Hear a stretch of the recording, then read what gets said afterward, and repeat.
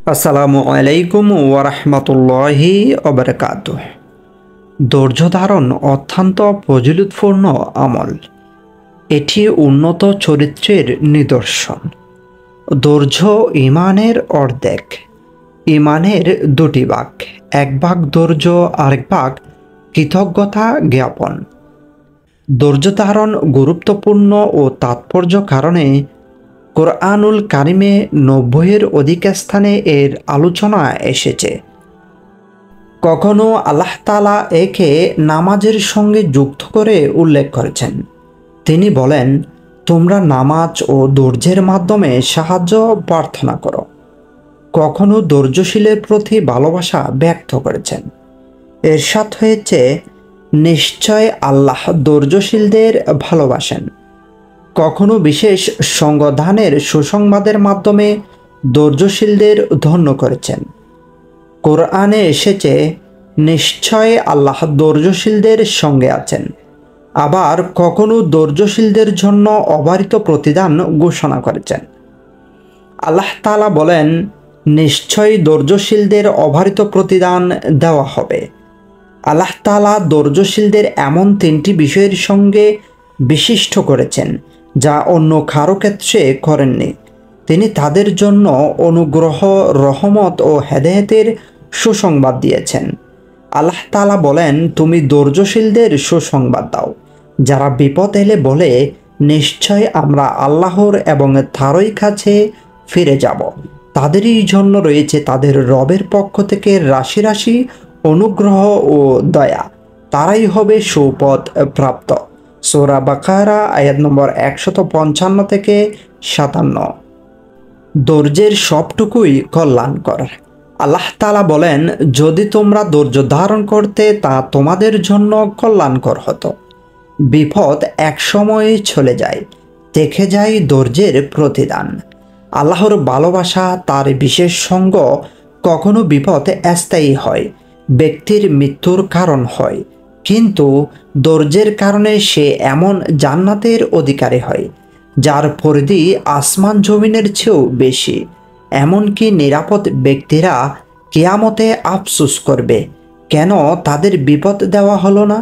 তাহলে তারা ধৈর্য ধারণ করে আরও বেশি প্রতিদান লাভ করতে পারত। রাসূল করিম সাল্লাল্লাহু আলাইহি ওয়াসাল্লাম বলেন, যখন কিয়ামতের দিন ধৈর্য ধারণকারী বিপদগ্রস্তদের প্রতিদান দেওয়া হবে, তখন নিরাপদ ব্যক্তিরা কামনা করবে, হায়, তাদের চামড়াও যদি পৃথিবীতে কেচি দিয়ে কাটা হতো, তারাও এত উত্তম প্রতিদান লাভ করতে পারত। আল্লাহ তাআলা বলেন, কেউ জানে না আমলের প্রতিদান স্বরূপ তাদের জন্য নয়ন জোড়ানো কি প্রস্তুত করে রাখা হয়েছে। কারো কারো কাছে ধৈর্যের ব্যাপারটি শুধু সেই সব বিপদের সঙ্গেই সম্পৃক্ত যা চেষ্টা সত্ত্বেও প্রতিহত করা যায় না। তবে এছাড়াও ধৈর্যের অনেক ক্ষেত্র রয়েছে। সকাল সন্ধ্যা মানুষের সামনে এমন সব পরিস্থিতি আসতে থাকে যা থেকে ধৈর্য ধারণ করে সে নিজের চরিত্রকে অলঙ্কিত করে নিতে পারে। পরিবার, প্রতিবেশী, সঙ্গী, শ্রমিক সবার সাথেই অনাকাঙ্ক্ষিত পরিস্থিতির শিকার হওয়ার প্রসঙ্গও আসতে পারে। মানুষের সেই সব আচার আচরণ ও তাদের মূর্খতা সুলভ কর্মকাণ্ড থেকে অবশ্যই ধৈর্য ধরতে হবে। আল্লাহ তাআলা বলেন, যদি তোমরা ধৈর্য ধরো এবং তাকওয়া অবলম্বন করো, তাদের ষড়যন্ত্র তোমাদের কোনো ক্ষতি করতে পারবে না। সূরা আলে ইমরান আয়াত নম্বর ১২০। রাসূল করিম সাল্লাল্লাহু আলাইহি ওয়াসাল্লাম বলেন, যে মুমিন মানুষের সঙ্গে মেলামেশা করে ও তাদের পক্ষ থেকে আসা কষ্ট সহ্য করে, সে তার থেকে বেশি প্রতিদান পাবে। যে মানুষের সঙ্গে মেলামেশা করে না ও তাদের কষ্টও সহ্য করে না। মানুষের সব প্রসঙ্গ, অবস্থা ও পরিস্থিতির সঙ্গেই ধৈর্যের ব্যাপারটি সম্পৃক্ত। ধৈর্য ধারণ করতে হয় ইবাদত পালন করতে গিয়ে। আল্লাহ তাআলা বলেন, তুমি তার ইবাদত করো, তার ইবাদতের জন্য ধৈর্য ধারণ করো। তুমি কি তার সমকক্ষ কাউকে জানো? হারাম, কুপ্রবৃত্তি, তাড়না ও নফসের ধোঁকা থেকে বেঁচে থাকার জন্যই ধৈর্য ধারণের প্রয়োজন পড়ে। কোরআনে এসেছে ইউসুফ আলাইহিসসালাম বলেন, আমি ইউসুফ ও এই আমার ভাই, আল্লাহ আমাদের উপর দয়া করেছেন। নিশ্চয় যে তাকওয়া অবলম্বন করে ও ধৈর্য ধরে সেই প্রতিদান প্রাপ্ত হয়। আল্লাহ সৎকামীশীলদের প্রতিদান বিনষ্ট করেন না। সূরা ইউসুফ আয়াত নম্বর 90। ইউসুফ আলাইহিসসালামের ধৈর্য অনেক উঁচু স্তরের ছিল, কারণ সেখানে পাপ টেকিয়ে রাখা কঠিন ছিল। একেবারে হাতের নাগালে পাপ লিপ্ত হওয়ার সুযোগ ছিল। আজিজে মিশরের স্ত্রী ষড়যন্ত্র করেছিল, দরজা বন্ধ করে দেওয়া হয়েছিল, সব সুযোগ প্রস্তুত ছিল, পাপের দিকে ডাকা হচ্ছিল। পার্থিব শান্তিরও কোনো ভয় ছিল না। ইউসুফ আলাইহিসসালামের সামনে এক কঠিন পরীক্ষা উপস্থিত হলো। ইউসুফ আলাইহিসসালাম গুনাহে পতিত হওয়া থেকে ধৈর্য ধারণ করেছেন, আল্লাহর সাহায্যের আশ্রয় নিয়েছেন, আল্লাহ ভীতির কারণে গুনাহে লিপ্ত হওয়া থেকে বেঁচে থেকেছেন। আল্লাহ তাআলা সেই ঘটনা উল্লেখ করে বলেন, ইউসুফ বলল, আমি আল্লাহর আশ্রয় গ্রহণ করছি, তিনি আমার রব, আমাকে উত্তম ঠিকানা দান করেছেন, তিনি জালেমদের সফল করেন না। নারীটি তার উপর আসক্ত হয়ে পড়েছিল। আল্লাহর নিদর্শন সামনে না এলে সেই আসক্ত হয়ে পড়ত। এভাবেই তাকে আমি অন্যায় ও অশ্লীলতা থেকে দূরে রেখেছি। নিশ্চয় সেই আমার নিষ্ঠবান বান্দাদের একজন।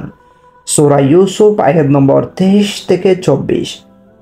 ধৈর্যের সমাহান প্রতিদান। রাসূল করিম সাল্লাল্লাহু আলাইহি ওয়াসাল্লাম বলেন, ধৈর্যের চেয়েও কল্যাণকর ও ব্যাপক কোনো কিছু কাউকে দান করা হয়নি। শেখ সাদি রহমতুল্লাহ আলাইহি বলেন, ধৈর্য আল্লাহর সবচেয়ে বড় দান হওয়ার কারণ হলো এটি বান্দার সব বিষয়ের সঙ্গে সম্পৃক্ত। সর্ব অবস্থায় বান্দাকে ধৈর্য ধারণ করতে হয়। আল্লাহর অনুগত্য অটল থাকার জন্য ধৈর্য ধারণ করতে হয়, যাতে সেটি সুন্দরভাবে পালন করা যায়। আল্লাহর অবদাতায় লিপ্ত না হওয়ার জন্য ধৈর্য ধারণ করতে হয়, যাতে সেটি ত্যাগ করা যায়।